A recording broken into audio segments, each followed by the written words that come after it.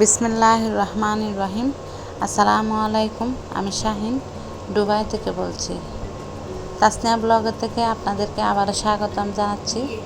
আমার প্রিয় আপু ভাইয়েরা সবার কী অবস্থা, সবাই কেমন আছেন?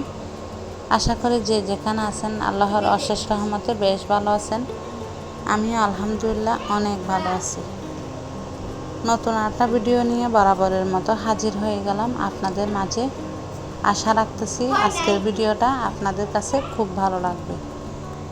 তো পানসাল্লার পরের দিন তো আমাদের বাসায় নতুন বউ নিয়ে আসছে। গায়ে হলুদ তো সেই দিনই করছে, মানে যেদিন বউ নিয়ে আসছে সেই দিন রাতে গায়ে হলুদ হয়েছে আর কি। তো কোরবানির 3 দিনের দিন কিন্তু বিয়েটা হয়েছে।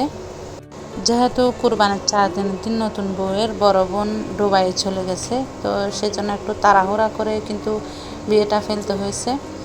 তো এটা হচ্ছে নতুন বউকে যেদিন আনছে সেই দিনের ভিডিও। তো ভাই কিন্তু রেডি টেডি হয়ে চলে আসছে, অনেকক্ষণ সময় লাগছে রেডি হইতে। তো গাড়িটা কিন্তু চলে আসছে, যেটা ভাইয়ের জন্য সাজানো হয়েছে আর কি।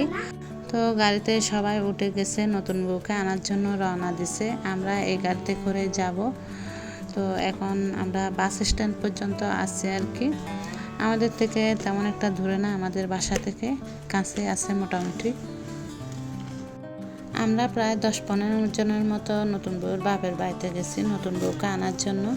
তো আমাদের সাথে গেছে আমার জ্যাঠাতো ভাইরা, কাজিনের হাজব্যান্ড, তারপর আমার চাচাতো ভাইরা, আমার ছোট বোন, আমার জ্যাঠাতো ভাইয়ের বউ, তারপর আমি, আর এটা হচ্ছে আমার আঙ্কেল।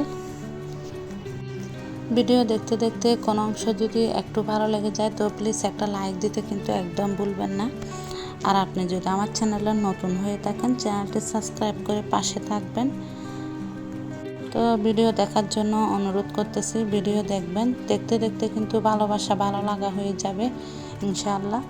বেল বাটনের অল অপশনটি প্রেস করে রাখবেন, এতে করে ভিডিও ছাড়া মাত্রই আপনার কাছে নোটিফিকেশন পৌঁছে যাবে। আমরা যখন নতুন বউকে আনতে গেছি তখন বাহিরে কিন্তু প্রচুর রোদ ছিল, রোদে একটু একটু ভিডিও নিচ্ছি আর কি। এখন বরকে বরণ করে ঢুকাচ্ছে। আর এখানে যে ক্যামেরাম্যানগুলো দেখতেছেন সেগুলো কিন্তু নতুন বউয়ের বাপের বাড়ির ক্যামেরাম্যান। আমাদের বাসায় কিন্তু কোনো ক্যামেরাম্যান আনা হয় না। আমার আব্বু যেহেতু পছন্দ করে না, অনেক আগে থেকেই কিন্তু নিষেধ করে দিছে ক্যামেরাম্যান না আনতে। তো নতুন বউয়ের বাপের বাড়িতে কিন্তু ছাদে স্টেজ করা হয়েছে, তো সামনে রুমে বসাইছে সবাইকে, সামনে রুমে কিন্তু বৈঠক দিচ্ছে আর কি।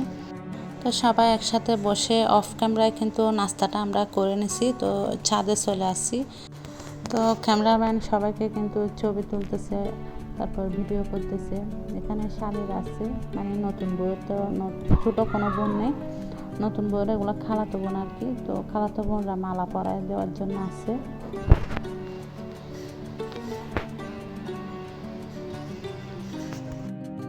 আমাদের বাসায় নতুন বউয়ের জন্য যে কেনাকাটাগুলো করা হয়েছে সেগুলো কিন্তু কোরবানের 10 দিন আগে কিন্তু করা হয়েছে। আমি করতে পারিনি, আমার ছোটো বোন গিয়ে করছে।